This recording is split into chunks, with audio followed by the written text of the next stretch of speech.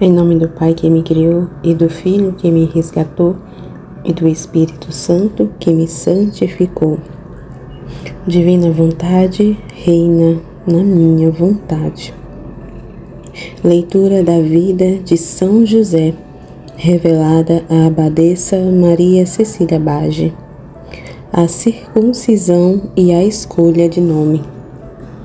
No 8º dia após o nascimento do Salvador, José e Maria tornaram providências sobre a circuncisão do divino menino e para que lhe fosse dado o nome, tudo segundo a vontade do Senhor.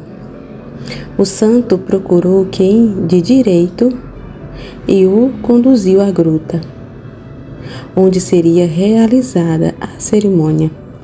O sacerdote que levou se mostrou espantado com a extrema pobreza em que se encontravam, mas realizou os atos adequados para a situação, sendo que o nome escolhido foi Jesus. E ele se admirou muito com a extraordinária beleza do menino e também com a modéstia e formosura de sua mãe. José se mostrava humilde e resignado com toda a sua pobreza, mas muito triste pelas dores pelas quais o Verbo encarnado passaria durante a cerimônia, suplicando para a pessoa encarregada que a executasse com o mínimo de dores para ele. Permanecia extremamente atento a tudo, admirando com amor e compaixão seu divino filho. E o sacerdote lhes perguntou então sobre o nome que haviam escolhido. José permaneceu calado, não ousando dizer o nome, esperando que Maria o fizesse. Entretanto, por orientação do Senhor, ambos pronunciaram simultaneamente o nome Jesus. A circuncisão foi realizada e o ministro determinou que o menino teria então aquele nome. No pronunciamento do nome Jesus, os anjos celestes se inclinaram reverentemente e o adoraram. E o mundo todo se alegrou e o adorou nas pessoas de Maria e José, e também dos sacerdotes responsáveis que eram pela escolha e oficialização daquele nome. Até mesmo o inferno tremeu frente ao seu poder, embora lá não se soubesse sua origem. Maria e José foram tomados de inexplicável sentimento, mergulhando em profunda alegria.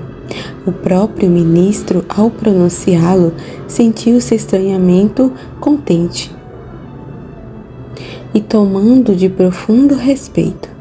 O santo, em especial, chorava alegre, mas, simultaneamente, tinha pena do divino menino, que vertia lágrimas derramando seu preciosíssimo sangue. Ele oferecia essas lágrimas para o seu Pai Celeste e o seu sangue para a redenção dos pecados da humanidade. Tais oferendas tinham o acompanhamento de Maria e José, que foram iluminados por Deus naquele instante e tiveram reveladas razões das oferendas feitas por ele. José, acompanhando, ofereceu-se também todo e mostrou-se pronto para seguir a vontade divina em tudo e por tudo. O casal, com grande veneração, guardou para si a preciosa relíquia representada pelo sangue derramado pelo Salvador. E ela lembrava constantemente ao santo que ele, tão logo chegado ao mundo, já derramara seu sangue e oferecera ao Pai Celeste. O ministro partiu então, e José falou com Maria, que tinha Jesus em seus braços. E ambos trocaram ideias sobre todo o mistério daqueles acontecimentos e de como em toda essa estranha situação o Filho de Deus demonstrava desejar assumir a figura de um pecador. Admiraram-se a grande humildade dele e Maria compôs um cântico versando sobre a circuncisão ocorrida. Após isso, ela cantou suavemente e fez com que ele adormecesse em seu colo. Terminando esse doce canto, José passou para um daqueles seus estados de êxtase, e nele lhe foram revelados altos segredos sobre a circuncisão de Jesus, que foram mantidos para sempre em sua lembrança e foram motivações para sua veneração e devoção especiais. Voltando a si, contou a Maria o acontecido e ambos, em conjunto, renderam graças a Deus e louvaram profundamente sua infinita bondade, mostrando-se gratos pelas graças que ele lhes concedia permanentemente. José continuava preocupado com a estada naquele lugar onde eram grandes sofrimentos de Maria e de Jesus, e pedia a ela para que entendesse corretamente qual fosse realmente a vontade do Senhor, a de que eles deveriam retornar a Nazaré, para a maior comodidade de todos. Maria, embora de acordo com essa conveniência, manifestou-se contrariamente àquela volta imediata. Ele disse que ali deveriam permanecer por mais algum tempo, pois o Senhor decidirá lá realizar grandes milagres e maravilhas, das quais eles deveriam ser testemunhas, sendo que uma delas, como será visto, seria a chegada dos reis magos. José inclinou sua cabeça e concordou, mostrando-se preparado em obedecer àquela vontade divina, e disse: Tu sabes que pessoalmente nada tenho contra permanecermos aqui, pois todos os sofrimentos que enfrentamos só me trazem alegrias. Sofro apenas vendo os sofrimentos e atribulações do nosso Jesus, e os teus também, e esses fatos me trazem preocupações e tristezas. Mas é meu consolo pensar que essa seja a vontade de Deus e que, portanto, deve ser minha também. Muito me aborrece, porém, vendo que passas por tantas necessidades e agruras. Maria gostava muito desse amoroso sofrimento de José, embora o exortasse a não se afligir por ela, dizendo que nesse seu sofrimento viu uma grande compaixão pelo tão querido Jesus, que passava por tantas agruras em sua tão tenra idade.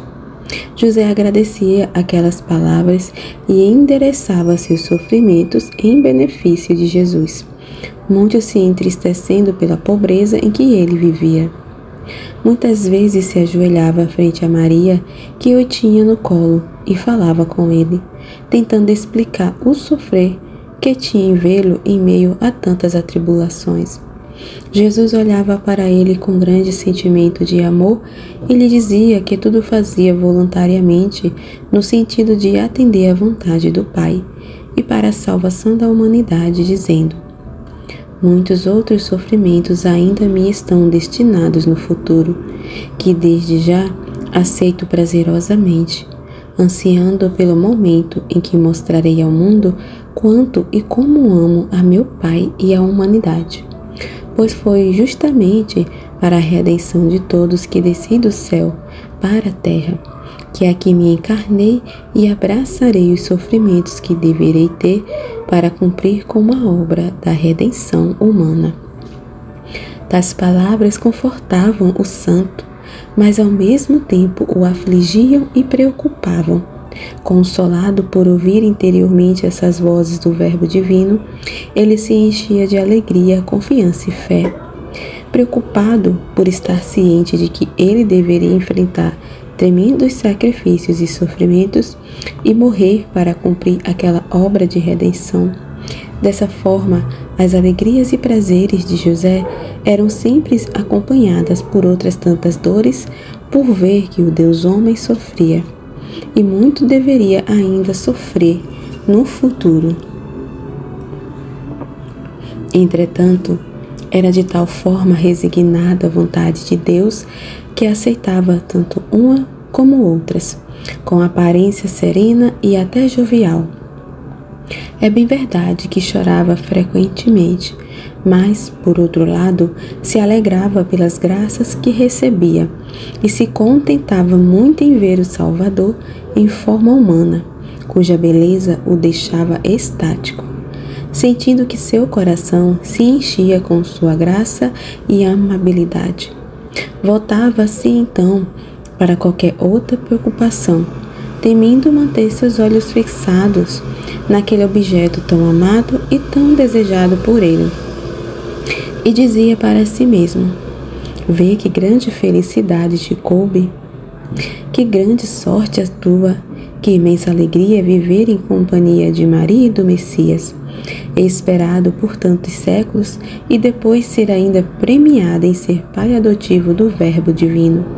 Quantos patriarcas e profetas ansiaram por vê-lo e não tiveram essa aventura, e quantos suspiraram pela sua vinda.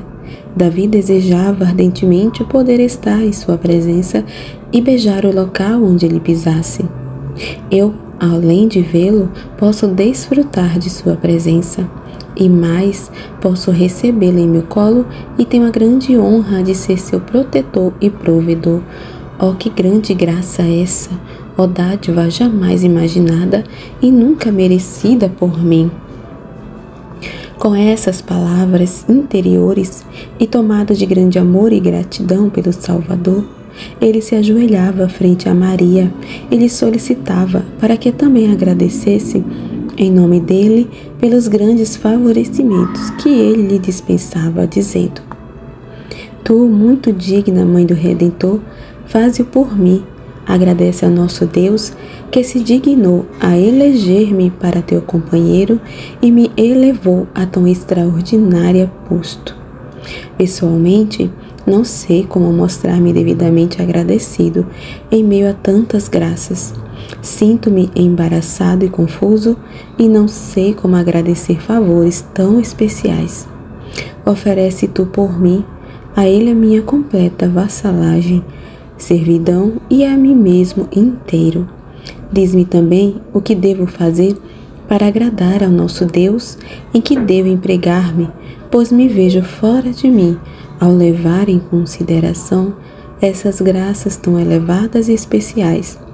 Querida esposa, conheces bem quanto indigno sou, quanto insignificante e quão miserável. Faze-o por mim, portanto.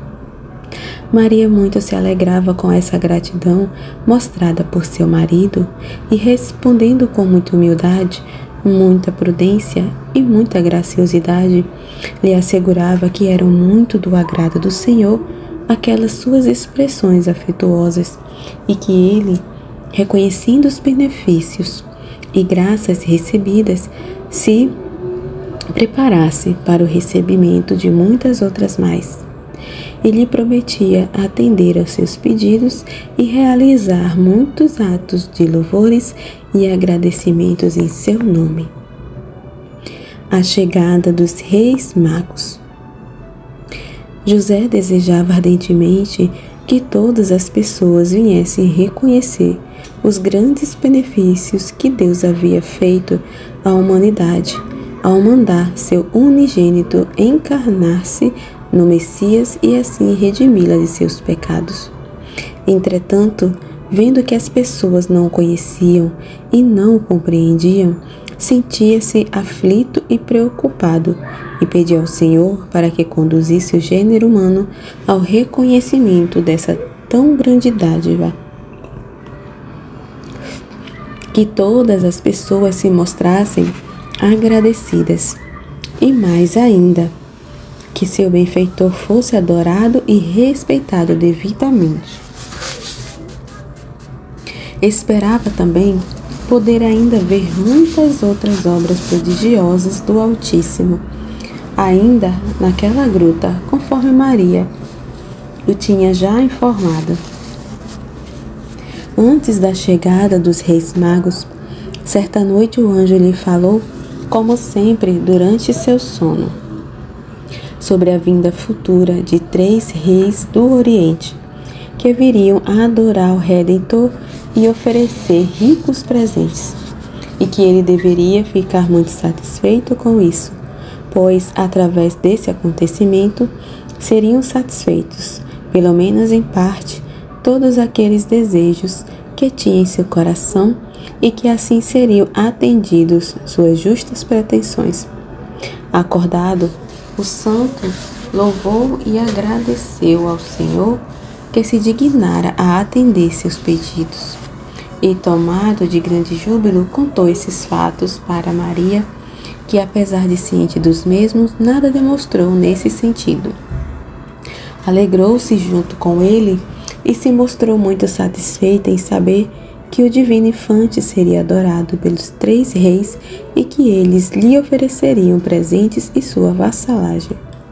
E neles a humanidade toda estaria reconhecendo e adorando ao Deus verdadeiro. E ambos então renderam muitas graças por tão grande acontecimento.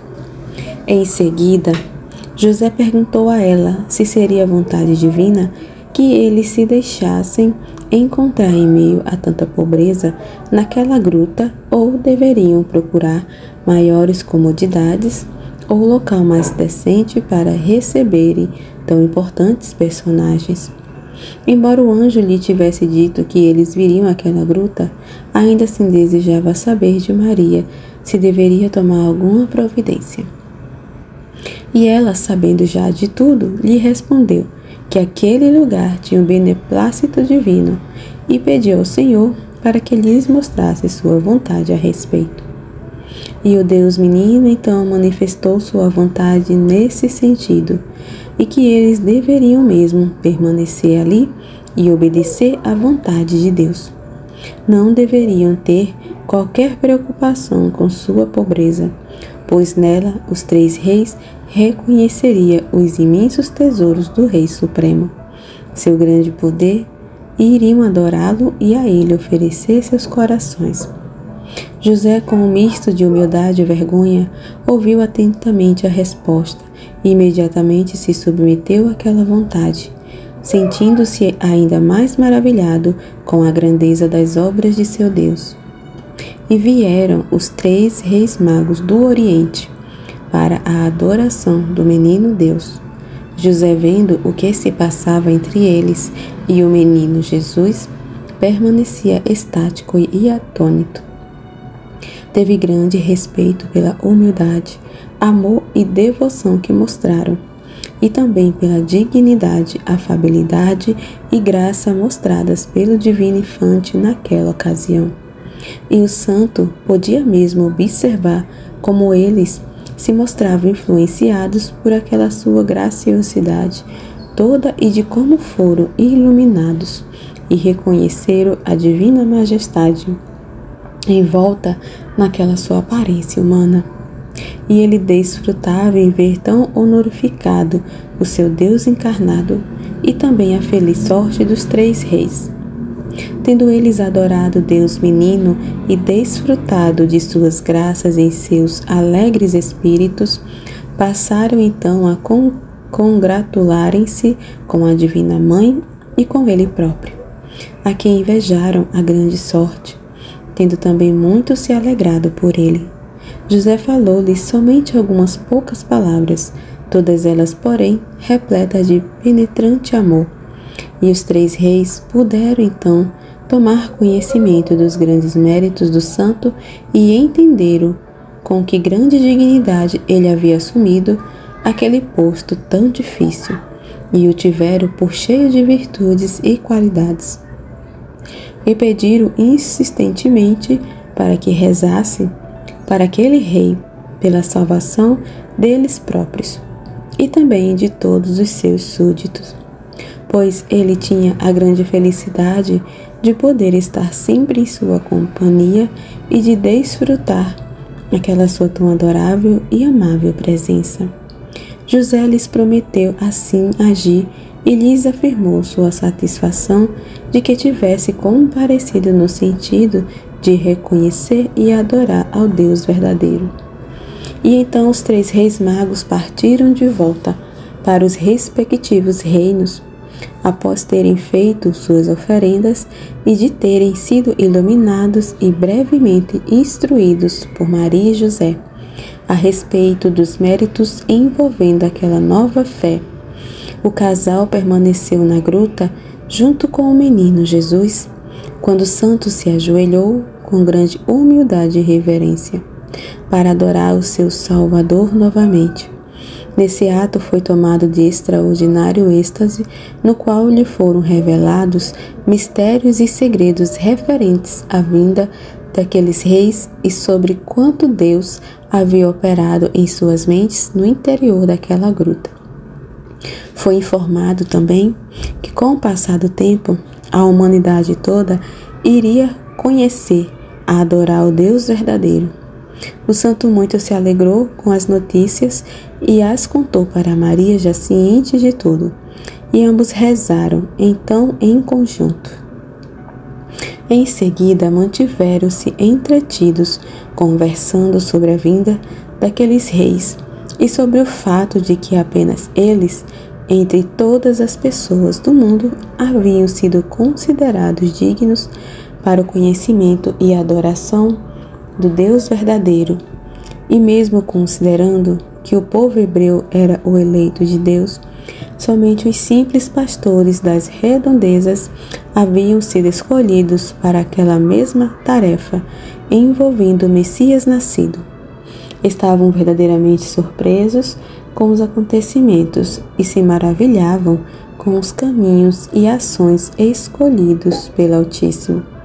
E por tudo isso, eles o louvavam através de efusivos agradecimentos.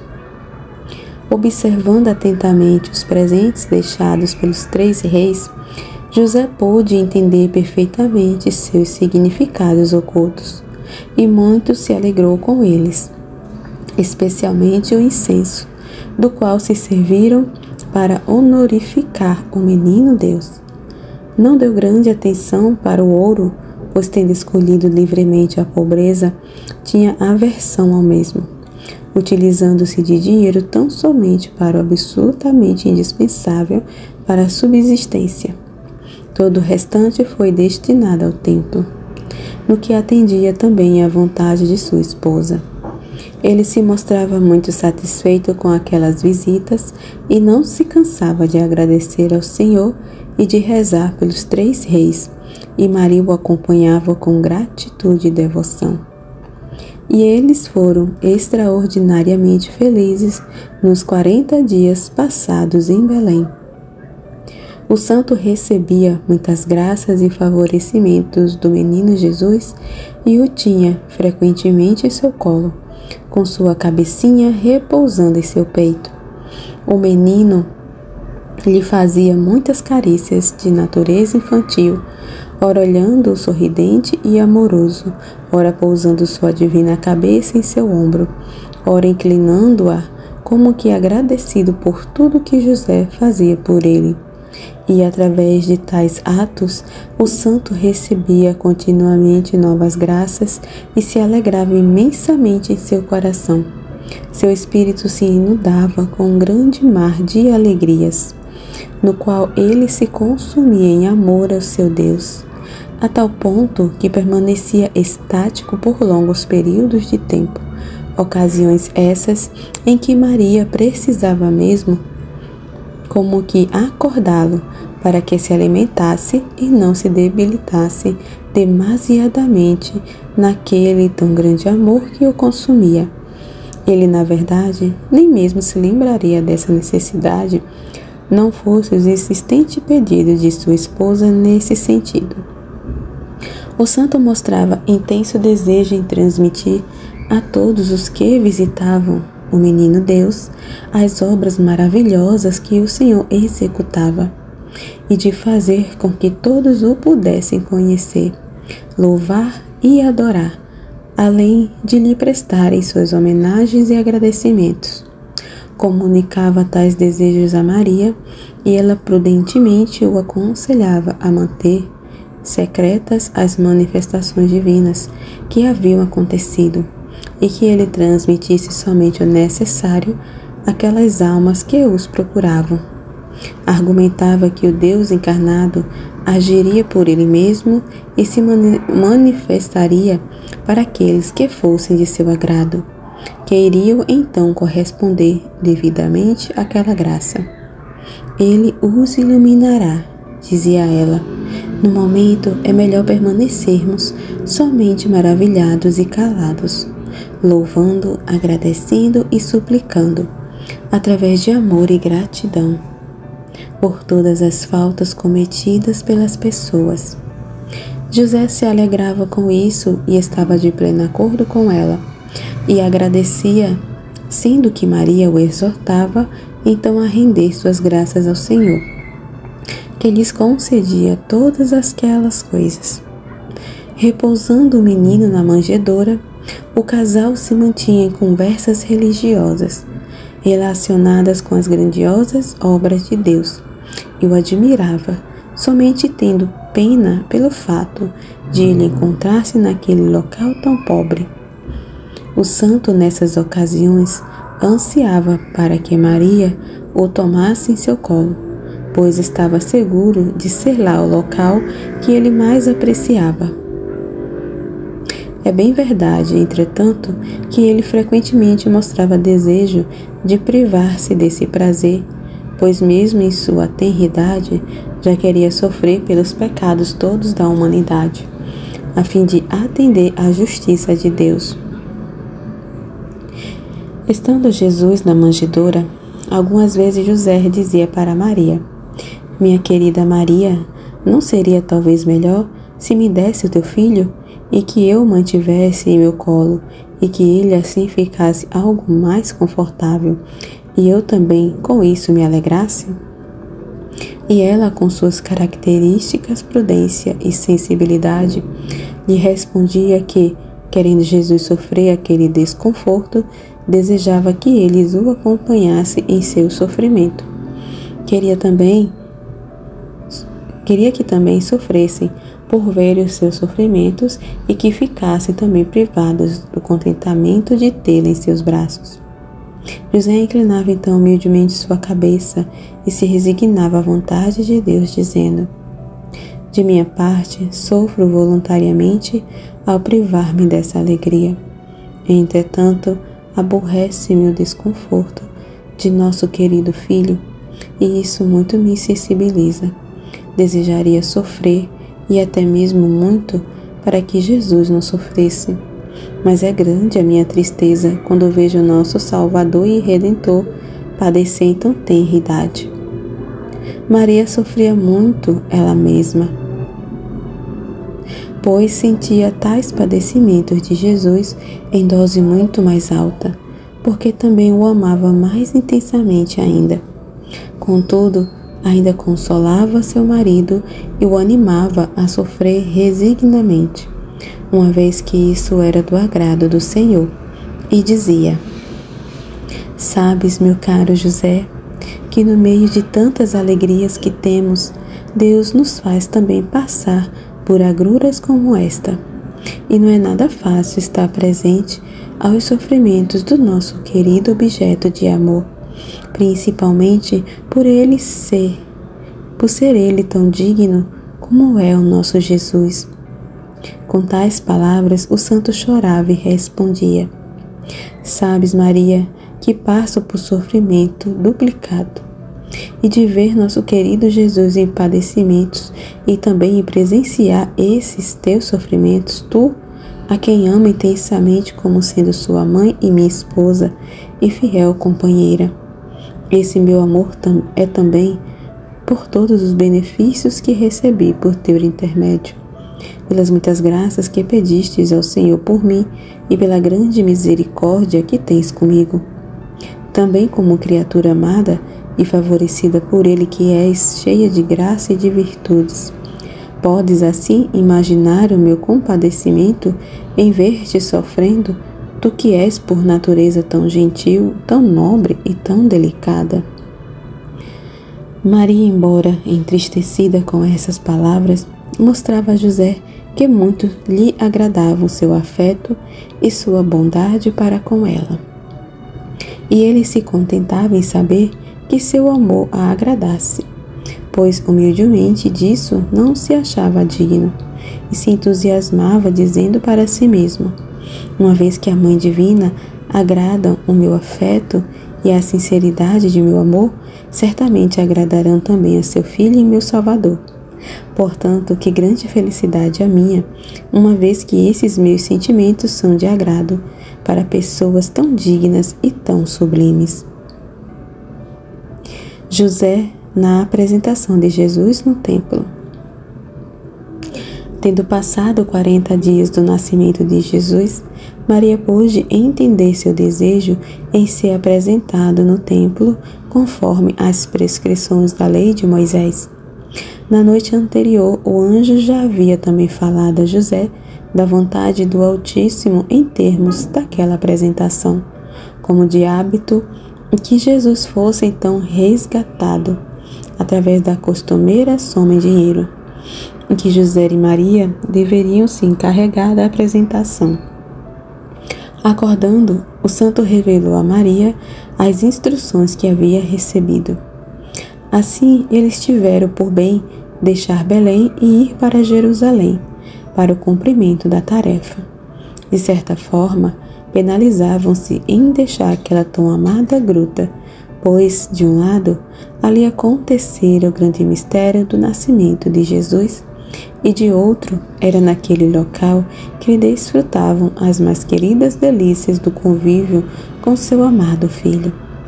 Todavia, sentiam-se também alegrados, pois ele não mais estaria sujeito a tantos desconfortos e misérias. Assim, com muito entusiasmo, abandonaram a gruta querida e se dirigiram a Jerusalém. Maria acomodou Jesus em seu colo, enquanto José carregava a preciosa relíquia do sangue colhido durante a circuncisão e levava uma pequena trouxa contendo as mais necessárias coisas para a viagem. Antes de partirem, adoraram conjuntamente o local de nascimento do Salvador, onde havia ficado também após o parto. Cantaram novos cânticos de louvor ao Deus encarnado e solicitaram suas bênçãos. Com a proteção divina e carregando o Deus menino, partiram para Jerusalém, acompanhados de grande multidão de anjos do céu. Embora fosse inverno, o dia era extremamente agradável e o ar suave, pois a Divina Mãe assim o havia solicitado, a fim de que aquele seu Deus e Filho não sofresse muito frio em sua primeira viagem. Dessa forma, ela comandava o tempo, Rainha e Senhora de todas as coisas que era, domínio decorrente de ser a Mãe do Salvador e Redentor. As condições climáticas agradaram muito a José, pois atendiam também a seus desejos de não serem demasiadamente severas para o menino, embora bastante rígidas. O casal caminhava junto com seu querido Jesus, jubiloso e alegre, em razão do inestimável tesouro que portava. Nenhum dos dois sentia qualquer cansaço ou tédio durante o percurso que faziam, mas grande alegria, tendo sido espectadores de vários prodígios que o Senhor promoveu através de suas criaturas, como sejam plantas e animais. Por exemplo, árvores se inclinavam em reverência ao seu Criador, e delas saíam bandos de aves cantando harmoniosamente em louvor a ele. José, observando atentamente esses fatos, voltava-se para Maria, dizendo: Observa, Maria, como até mesmo os seres inanimados e os animais irracionais se inclinam e homenageiam seu Criador. Mas os homens, para cuja salvação ele veio, permanecem indiferentes e são muito poucos os que o conhecem. Tais palavras eram acompanhadas de lágrimas e suspiros, e ele acrescentava ainda: Felizes e bem-aventurados somos, escolhidos para essa tão grande felicidade, não só de podermos tê-lo conosco, mas também podermos conhecê-lo. Devemos nos sentir gratos ao Senhor por todas essas graças das quais podemos participar. E Maria então compunha e cantava novos cânticos de louvor, e o santo passava para aquele seu estado de êxtase característico, em razão de todas as alegrias que tinha. Às vezes paravam, não por cansaço, pois não o tinham, mas sim porque o menino Deus desejava alegrar plenamente seu pai adotivo, indo repousar em seu colo. e disso tornava sua mãe ciente, que então o transferia para os braços de José, privando-se ela mesma desse prazer. O santo, por seu lado, embora o desejasse ardentemente, não ousava pedir essa concessão à sua esposa. Somente orava fervorosamente no íntimo de seu coração, para que Deus atendesse aquele seu desejo. E ele então o recebia em seu colo, ajoelhado, com grande afeição e devoção. Rejubilava-se, alegrava-se e se inflamava todo em amores, e as chamas desse amor podiam até mesmo ser notadas em sua fisionomia, pois Maria nessas ocasiões o via todo iluminado e sobretudo até mesmo formoso. E o Senhor fazia então com que visse também a rica alma do santo, seus muitos méritos e virtudes, e isso provocava nela alegria inestimável, que a levava a agradecer a ele a graça de ter-lhe concedido marido tão puro, santo e coberto de qualidades e merecimentos.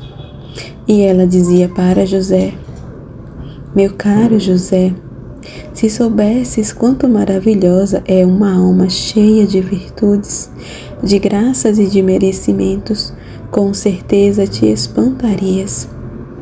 E lhe contava sobre as belezas de uma tal alma, embora sem dizer-lhe que se referisse especificamente a dele. Falava somente em sentido amplo e geral, de uma alma que contasse com a graça e amizade do Senhor. O santo ouvia com a máxima atenção e desejava em seu íntimo que se tratasse de sua alma. Voltando-se para ela, ele dizia: ó minha querida Maria, clamo ardentemente para que minha alma venha a ser como essa de que falaste. Por esse motivo, peço-te para rezares ao Senhor no sentido de que Ele me conceda essa graça tão elevada. E Maria então dizia: louvemos a Deus em conjunto e sejamos gratos por ter Ele sido tão bondoso, nos concedendo tantas misericórdias e tão grandes favorecimentos. E eles então assim agiam. Maria acompanhava de perto as oferendas que seu filho fazia para o Divino Pai, e com muita frequência dizia para José que o acompanhasse nesses oferecimentos, e também nas súplicas todas que ele fazia a seu Pai, muito glorificantes, na verdade. E o santo lhe pedia então para que o ensinasse quais as coisas que deveria fazer para agradar ao Pai Celeste e ao seu Filho. Ela o atendia nesses pedidos e muito assim o alegrava, e ele se mostrava sempre grato nesse sentido. Dessa forma caminhavam os percursos a fazer, ora cantando em louvor ao Senhor, ora conversando sobre suas misericordiosas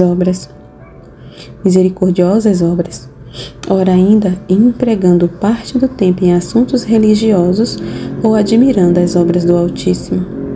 Acima de tudo, entretanto, mostravam-se gratos por tudo que ele lhes concedia de alegrias e pela salvação do gênero humano. Chegados a Jerusalém, prepararam o necessário para a apresentação de Jesus e seu devido resgate. José providenciava tudo com a máxima solicitude, quais sejam as 2 pombas e as 2 rolinhas para a mãe, e 5 moedas para o filho como de hábito. Nessa ocasião, pôde mais uma vez admirar as muitas virtudes de Maria e a grande humildade que punha nas tarefas de purificações, como feitas pelas demais mulheres, embora fosse isenta de quaisquer mácula e extremamente pura. Admirou-se também da extrema humildade mostrada pelo Salvador, que desejava ser apresentado e resgatado como as demais crianças. O santo se maravilhava com tais acontecimentos e os mantinha em seu coração. Meditava também sobre a sua vida e recordava as ações praticadas pelo Salvador e por sua mãe, tanto no presente quanto no passado. Fora então para o templo junto com o menino Jesus e lá entrando foram imediatamente recebidos com grande amor e carinho pelo já encanecido Simão e também por Ana, agora profetisa, pois ambos, sob a inspiração do Espírito Santo, haviam se dirigido ao templo a fim de poderem ver cumprida a promessa de que veriam o Redentor antes de suas mortes. Uma vez feitas as cerimônias de purificação de Maria, conforme as prescrições da lei, Simão tomou Jesus em seu colo para oferecê-lo ao Senhor, e tendo recebido o Messias em seus braços, sentiu-se pleno de alegrias. Sentimento esse também, fruto do Espírito Santo. Reconhecendo sua voz, compôs então o cântico: Deixai agora, Senhor, que o vosso servo possa morrer em paz, e mesmo clamar por sua morte, após ter recebido de vós a graça que lhe fora prometida. O santo observava com muita atenção a todos esses acontecimentos e pôde ver que o Deus menino resplandecia em claríssima luz. Cheio de alegria, passou para um daqueles seus estados de êxtase, no qual lhe foram revelados os mistérios envolvendo a apresentação do Redentor ao templo. Havendo Simão desfrutado por algum tempo da presença do Salvador em seus braços, Maria o resgatou com as 5 moedas tradicionais. Simão o devolveu então para ela e Jesus exultou por estar novamente no colo de sua mãe. Voltando a si, José prestava outra vez muita atenção para os fatos ocorrentes. Simão lhe transmitiu sua alegria pela felicidade que lhes tocara e recomendou muito a ambos para que cuidassem daquele menino tão especial. Em meio a toda essa alegria, ele, voltando-se para Maria, lhe disse que seu filho seria a destruição e a salvação de muitos, e também que muitos se oporiam a ele, e que a sua alma seria trespassada pela espada da dor e do sofrimento. José se sentiu profundamente ferido por aquelas palavras de Simão, pois pôde intuir algo de mal do que ele dissera. Por mais que tentasse mostrar estar bem, ficou extremamente abatido e chorou amargamente. E desse instante em diante, teve sempre essa contínua aflição, além de intensa dor. Entretanto, mais abalada ainda se viu Maria, pois entendia claramente o significado daquela afirmação de Simão, e essa dor jamais deixou seu coração. Ana também lhe falou, profetizando a paixão e morte de seu tão querido filho. Para a grande felicidade de José, ele não entendeu claramente aquelas mensagens todas. Tivesse sabido de seus significados, teria certamente morrido de dor. Mesmo assim, encontrava-se de tal forma angustiado com aquele estranho sentimento que tinha, que foi mesmo necessária a graça do Senhor para que ele se mantivesse em aparentes condições de suportar aquela tão difícil situação. Maria, de tudo já ciente, teve por força que enfrentar sua imensa dor. Embora de tudo soubesse, era extremamente dolorido ouvir de alguém aquelas frases tão candentes e tão reais. Mesmo assim, procurou manter-se inalterada e ainda mostrou forças para consolar o aflitíssimo José.